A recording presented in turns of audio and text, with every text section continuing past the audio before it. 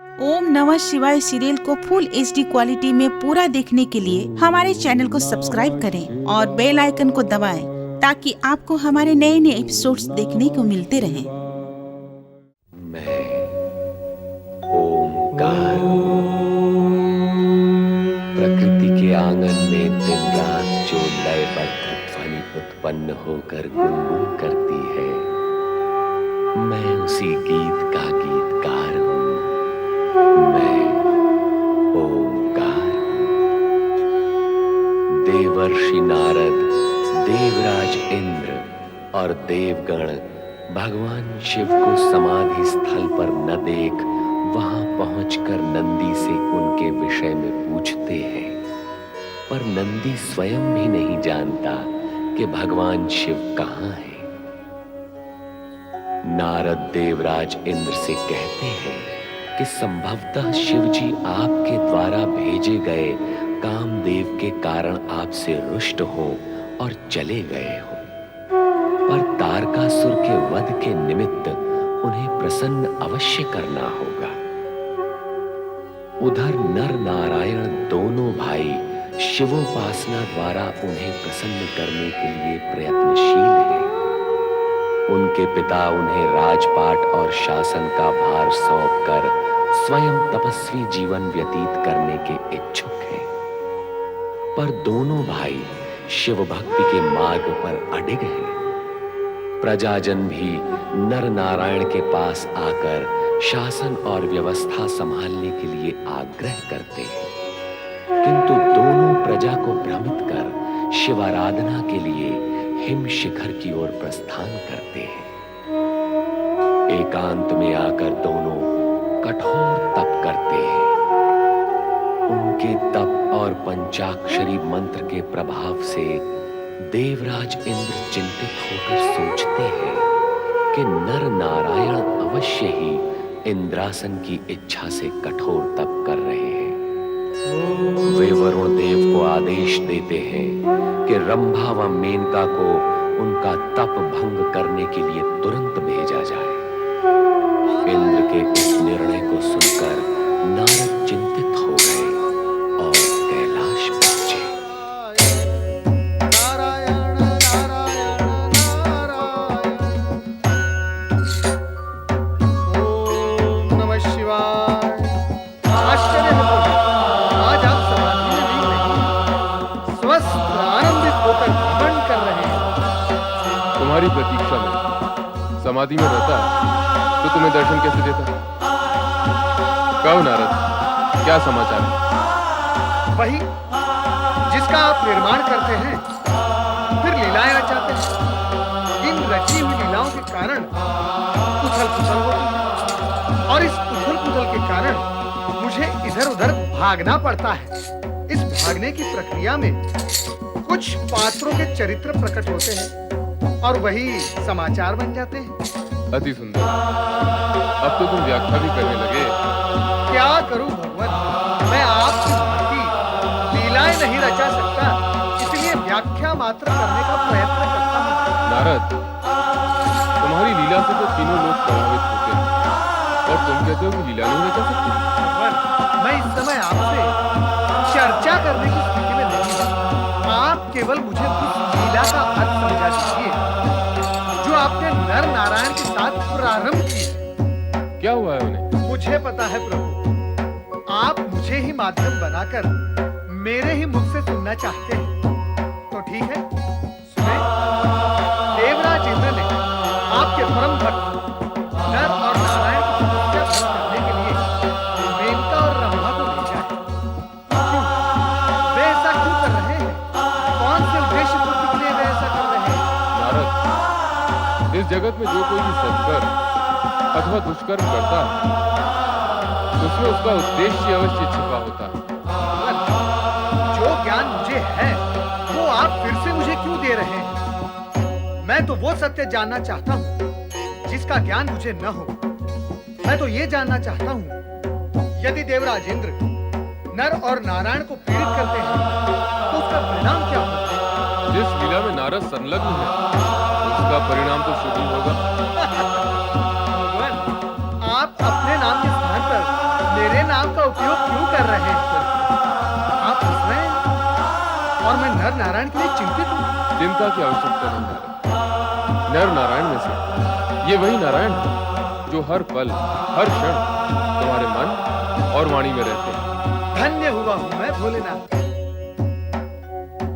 परंतु मेनका और रंभा के नृत्य के चमत्कार का क्या प्रभाव होगा? होगा नारद, उसका प्रभाव भी होगा। परंतु भगवान क्या होगा?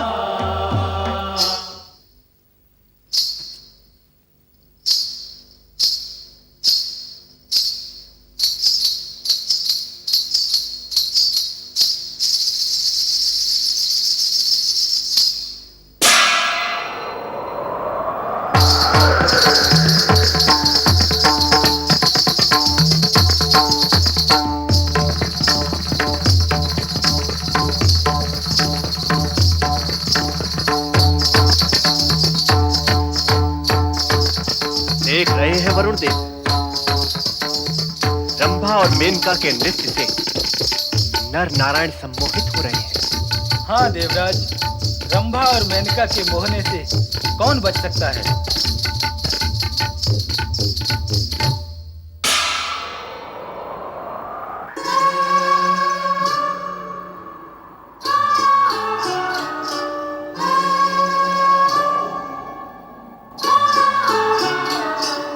देखते हैं और कितनी देर तपस्या करते हैं ये दोनों। भैया नारायण, देवराज इंद्र ने हमारी तपस्या भंग करने की समुचित व्यवस्था की है, तो अपने तप की रक्षा के निमित्त हमें भी उचित व्यवस्था कर लेनी चाहिए।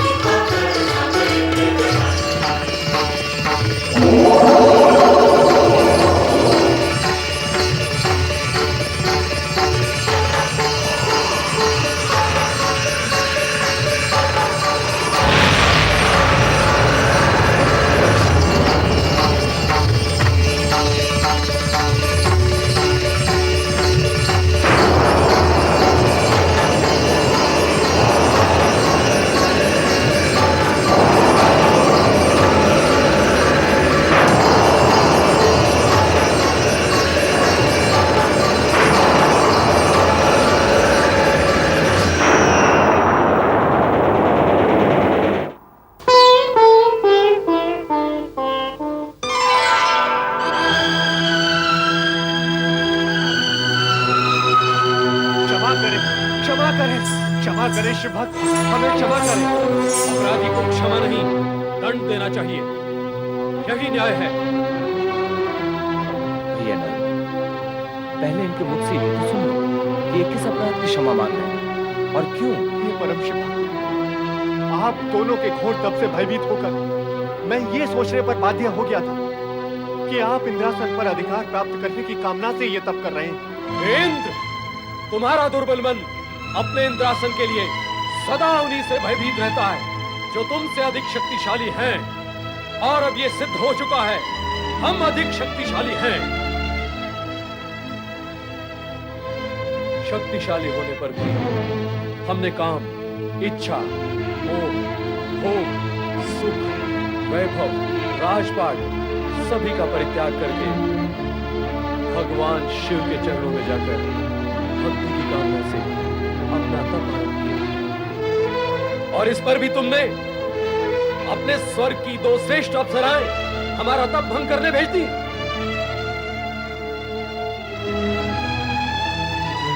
एक रियल है इंद्र, तुम्हारे स्वर्ग में सहस्त्रों अप्सराएं होंगी, किंतु हमारे रोम रोम में असंख्य और श्रेष्ठ अप्सराएं शांत पड़ी हैं। हम शिव भक्तों को तुम्हारी ये 2 अप्सराएं क्या संमोहित करने का सामर्थ्य रखती हैं? इंद्र, तुमने अपराध ही नहीं, धृष्टता की है। धृष्टता ही नहीं, दुष्टता की है। अब तो एक ही विकल्प है कि हम तुम्हें श्राप देकर पशु योनि में भेज दें और स्वयं इंद्रासन पर जा बैठे। नहीं भक्तराज, नहीं, ऐसा अनर्थ ना करे भक्तराज। यह अनर्थ नहीं, न्याय है। कब तक अपराध करते और क्षमा मांगते रहोगे? ये तो तुम्हारा स्वभाव बन गया है। श्राप देकर तुम्हें मैं इस कुटैब से सदा सदा के लिए मुक्त कर देता हूं। हे शिव भक्त, हम सब देवगढ़ की प्रार्थना है कि देवराज को क्षमा कर दें। तुम्हारा इंद्र देवराज कहलाने के योग्य नहीं है। ऐसा क्यों भक्तवर? ये प्रश्न स्वयं से पूछो वरुण देव। इतना दुर्बल, इतना भयभीत, कुटिल, विलासी, सुखप्रिय, अपने हित के लिए दूसरों का हित करने वाला देवराज होने के योग्य है? ऐसे राजा के संग देवता भी दानव बन जाएंगे और फिर साधारण प्राणियों की क्या दुर्गति होगी? भक्तराज, बनते हो स्वर्ग के अधिपति और गौतम ऋषि का रूप बदलकर उन्हीं की पत्नी के साथ काम के वशीभूत होकर छल करते हुए तुम्हें लज्जा नहीं आई इंद्र?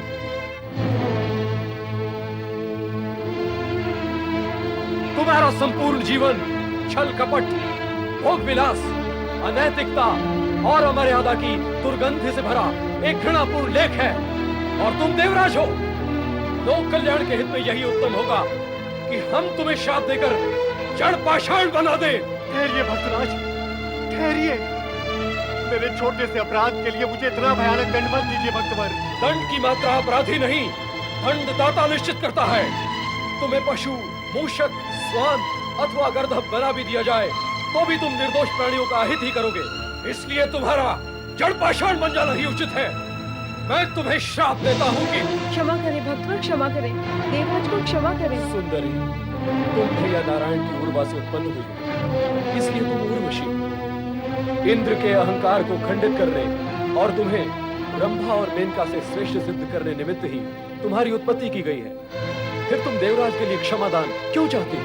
भक्तवर, ये देवराज होने के साथ साथ कला के प्रशंसक और रक्षक हैं। कला का प्रशंसक और रक्षक? इतने निकृष्ट विचार वाला, जो अपनी श्रेष्ठता की मानता के लिए इतनी दुष्टता पर उतर आए। मैं आप दोनों से देवराज को क्षमा करने की प्रार्थना करती हूँ।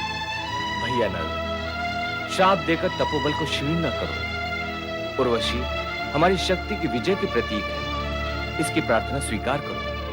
भैया नारायण की आज्ञा शिरोधार्य।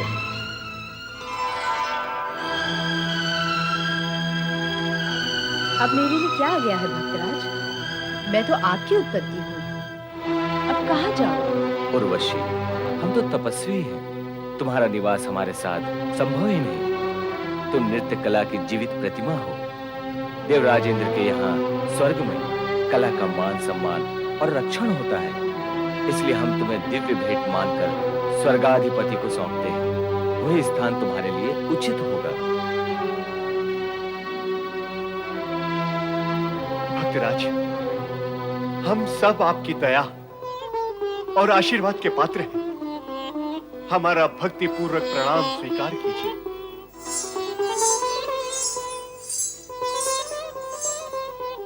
आओ उर्वशी।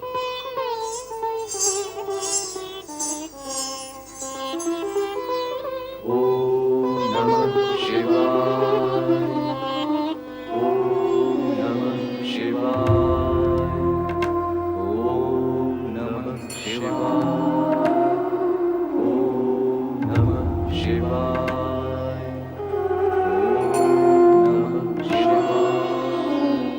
ओम नमः शिवाय।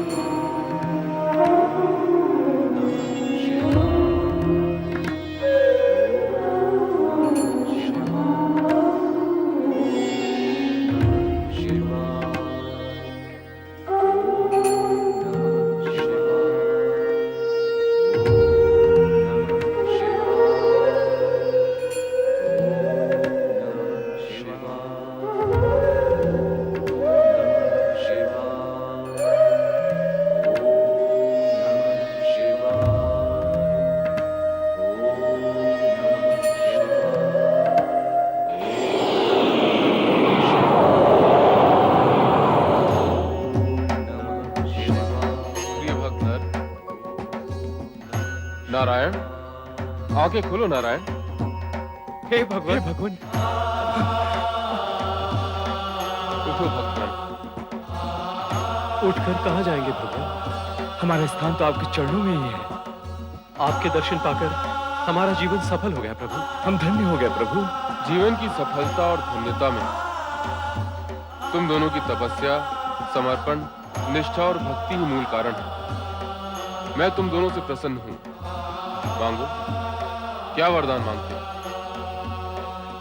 आपके दर्शन हो गए, अब मांगने को क्या शेष रह गया भगवान? आपके दर्शन के पश्चात अब जगत के सभी पदार्थ महत्वहीन हो गए हैं प्रभु। आपके दर्शन प्राप्त होने के पश्चात और कुछ मांगने वाला तो मूर्ख ही कहलाएगा। आपके साक्षात्कार का आनंद जो हमारी आत्मा को प्राप्त हुआ है, उसे कुछ और मांगकर वो आनंद खोने की इच्छा नहीं है देवेश्वर। हमने आपके नाम का जाप वरदान मांगने की इच्छा से नहीं किया प्रभु। हम तो केवल आपके दर्शन के अभिलाषी थे और वो हमें प्राप्त हो गए। अब मांगे भी तो क्या मांगे? जो प्राप्त हुआ है उससे अधिक कुछ भी इच्छा नहीं है प्रभु। तुम्हारे इस संकोच भाव से मैं और अधिक प्रसन्न हूं। तुमने शिव भक्ति के मार्ग को प्रशस्त किया और प्रजातंत्र की लोक कल्याणकारी परंपरा का सूत्रपात किया। इस हेतु तुम मेरे वरदान के अधिकारी हो। मांगो नर नारायण, जो इच्छा हो मांगो। प्रभु, मांगने के विषय में तो सोचा ही नहीं। प्रभु की इच्छा है कि वरदान मांगे तो मांग लो। भगवान, इस विषय में तो कभी सोचा ही नहीं। तुम्हारी संतुष्टि और निस्वार्थ भावना तुम्हारे आदर्श को आकार दे रही है नर नारायण। तुम दोनों ने जिस मानवीय आदर्श को प्रस्तुत किया है, वो आने वाले युग में भी आदर्श प्रस्तुत करेगा। अब जो भी अपनी कामना हो कहो, वो अवश्य पूर्ण की जाएगी। भगवान, हम आपसे आपको ही मानते हैं। हाँ प्रभु, आप इसी स्थान पर ज्योतिर्लिंग के रूप में स्थापित हो जाइए। हिमालय पर आने वाले धर्म यात्रियों के उद्धार के लिए आप यहाँ सदा सदा के लिए ज्योतिर्लिंग के रूप में विराजे तो धर्म यात्रियों को लाभ होगा। तथास्तु। लोकहित की भावना ने तुम दोनों को अमरता प्रदान कर दी।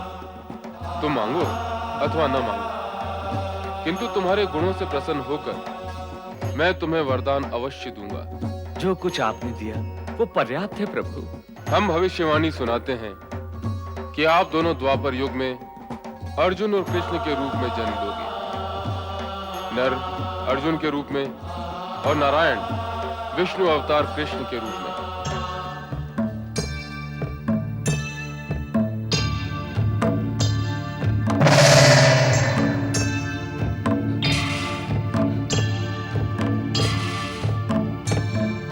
शिव के भक्त जनों ने पुकारा जब संकट पड़ने पर, शिव के भक्त जनों ने पुकारा जब संकट पड़ने पर, तब तब ज्योतिर्लिंग में पधारे अजर अमर शिव शंकर। अजर अमर शिव शंकर, अजर अमर शिव शंकर, अजर अमर शिव शंकर, अजर अमर शिव शंकर, अजर अमर शिव शंकर, अजर अमर शिव शंकर, अजर अमर शिव शंकर, अजर अमर शिव शंकर।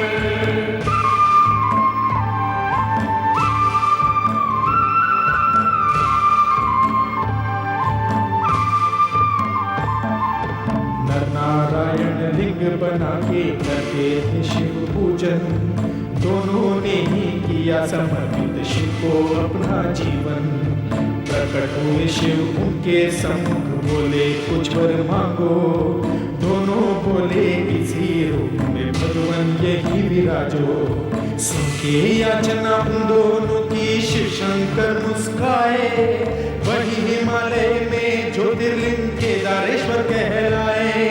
नर नारायण केदारेश्वर के जो भी करता दर्शन, मोक्ष का भागी वो होता है, पा जाता है अंधन। केदार शिव की जय हो, केदार शिव की जय हो, केदार शिव की जय हो, केदार शिव की जय हो, केदार शिव की जय हो, केदार शिव की जय हो, केदार शिव की जय हो, केदार शिव की जय हो। इस सत्य को स्वीकार करना ही होगा कि श्रद्धा और भक्ति में असीम शक्ति होती है।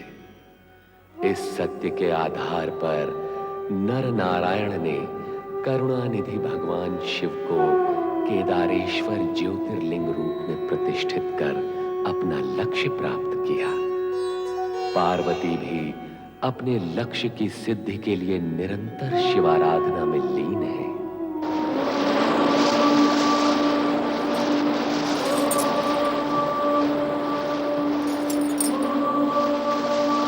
शिव जी हटियोगी प्रसन्न नहीं होते, इसीलिए तो हमारी पार्वती ने न दिन देखा न रात, न आग न पानी, उन सभी से पार होकर कठोर से कठोर, उग्र से उग्र, अखंड जप तप कर रही है। न जाने इसका अंत कब होगा, कब भगवान भोलेनाथ प्रसन्न होंगे।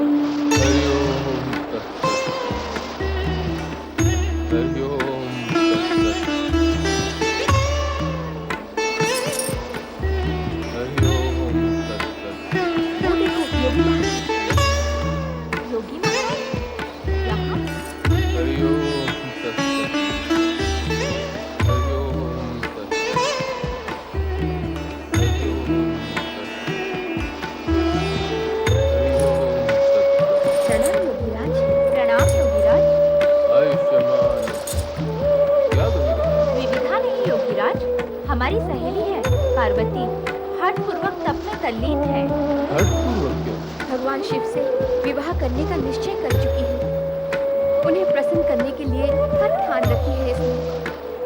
किंतु राजमाता और हमारी ये चिंता है कि ऐसी कठोर तपस्या से कहीं पार्वती का कोमल तन कुमला न जाए, ये कहीं अस्वस्थ ना हो जाए। इसलिए इसे राजमाता के पास ले जाने की इच्छा से आए हैं। लेकिन प्रश्न ये है कि इसे कैसे जगाए और कैसे ले जाए। एक उपाय हो सकता है।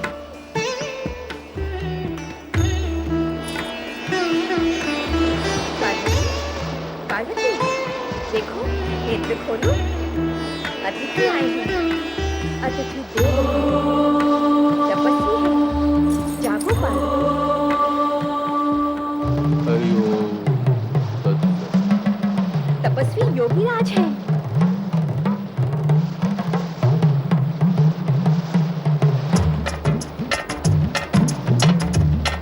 तपस्वी योगीराज।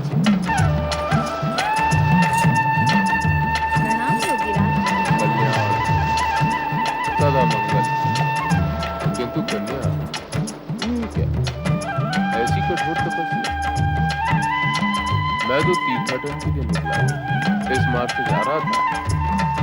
तुम्हारे जैसी कोमलांगी तरुणी को ऐसी कठोर तपस्या करते देख आश्चर्य। किंतु कन्या, ऐसी कठोर तपस्या साधना करके तुम क्या प्राप्त करना चाहती हो? मैंने कहा ना योगीराज, हमारी सखी भगवान शिव शंकर को पति रूप में पाने के लिए तप कर रही है। शिव शंकर को उसे पति रूप में पाना चाहती है? रे रे रे रे रे रे रे रे। मैंने तो सुना था कि हिमालय राज की पुत्री पार्वती बहुत ही बुद्धिमान है, विवेकशील है, परम विदुषी है। किंतु जो कुछ देख रहा हूँ और सुन रहा हूँ, उससे तो ऐसा प्रतीत होता है कि इसकी तो मति मारी गई है। इसकी बुद्धि इसका साथ नहीं दे रही। आपका अभिप्राय क्या है योगीराज? स्पष्ट है मेरा अभिप्राय। पार्वती जैसी परम सुंदरी और विदुषी को ब्रह्मा, विष्णु, इंद्र कोई भी देवता सहज ही वरण कर सकते हैं। किंतु उन सब का विचार त्याग कर उस गुरु भभूतधारी शमशानवासी की इच्छा मन में लेकर तपस्या करना तो सर्वथा मूर्खता है, अज्ञानता है कन्या। उस अघोरी के लिए तप करने की क्या आवश्यकता है? वो तो इंगित मात्र श्री चरणों का दास बनकर रह सकता है। योगीराज, आपसे ना तो किसी ने मार्गदर्शन मांगा है, ना मंत्रणा। कृपा कर आप यहाँ से शीघ्र ही चले जाएं। अरे मैं तो चला ही जाऊंगा, मेरा तो कुछ भी हित अहित होने वाला नहीं। किंतु हाँ, तुम्हारा हित इसी में है कि तुम अपने माता पिता के पास हिमालय भवन लौट जाओ। कहा ना मैंने, मुझे आपका मार्गदर्शन नहीं चाहिए। तुम्हें चाहिए अथवा नहीं चाहिए, ये सोचना मेरा कार्य नहीं। मैं तो तपस्वी हूँ, योगी हूँ।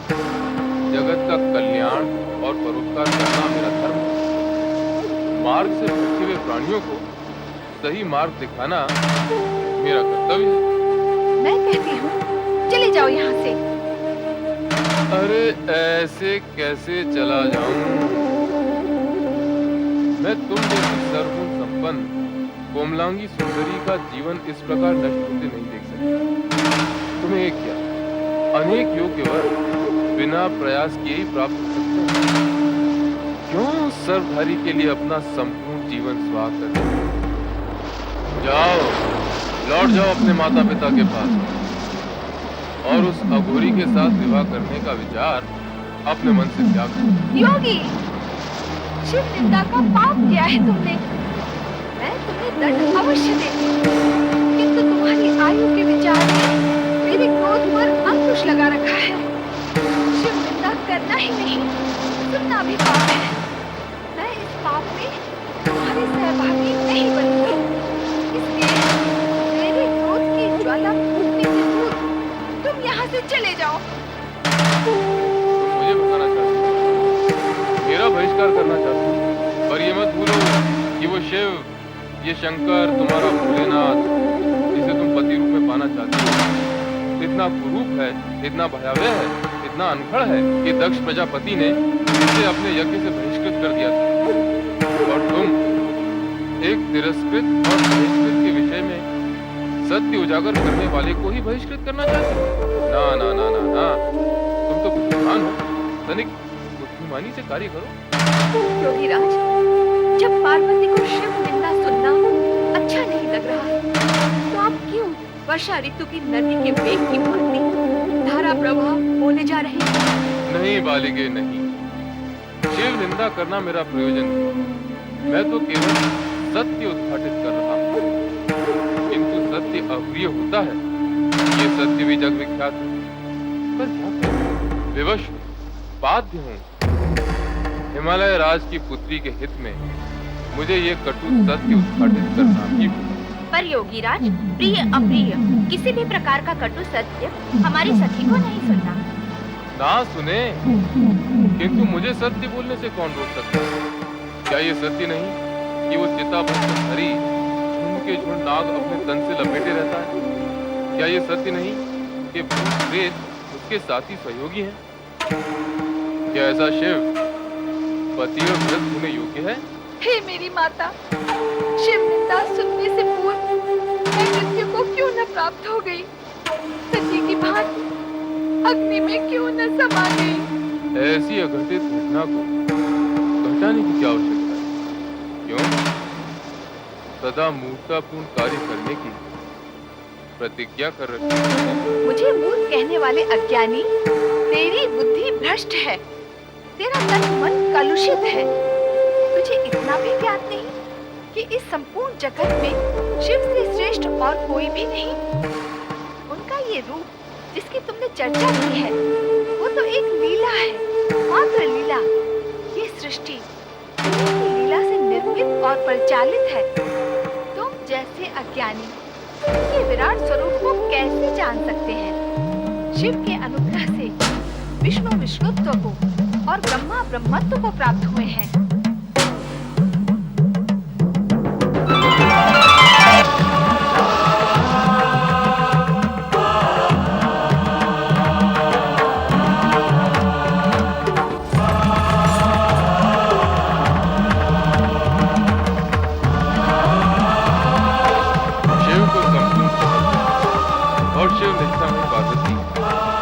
मैं तुम्हारी तपस्या, दृढ़ निश्चय और भक्ति से प्रसन्न हूं। मैं तो केवल तुम्हारी परीक्षा ले रहा हूं।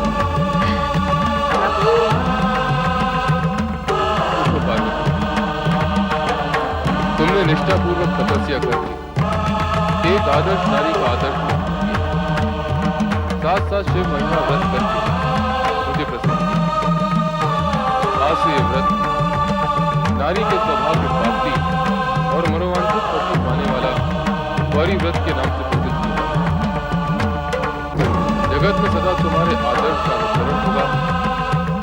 मैं तुम्हारी मनोकामना की पूर्ति के लिए हिमालय राज से निवेदन करता हूं।